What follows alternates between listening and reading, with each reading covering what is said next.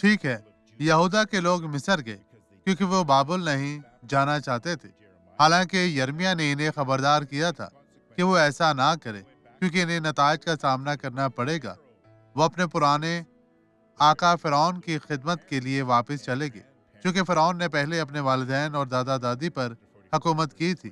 آئیں یرمیا باب 44 آیت 27 کو دیکھیں۔ دیکھو، میں نیکی کے لیے نہیں بلکہ بدی کے لیے ان پر نگران ہوں گا، اور یہودا کے سب لوگ جو ملک مصر میں ہیں تلوار اور کال سے ہلاک ہوں گے، یہاں تک کہ باب بالکل نیست ہو جائیں گے۔ میرے بھائیوں، یہ آپ پر ہے، خدا کی فرما برداری کرے اور برکت پائے۔ آئیں اب دعا کریں۔ باپ، میں دعا کرتا ہوں یہ شخص جو گمراہ ہوئے ہیں، خداوند تو انہیں نیکی کے راستے پہ چلا اور انہیں برکت دے۔ یسوع کے پاس واپس آئیں اور اپنی برکت پائیں، یسوع مسیح ناصری کے نام میں، اور آپ کہیں آمین۔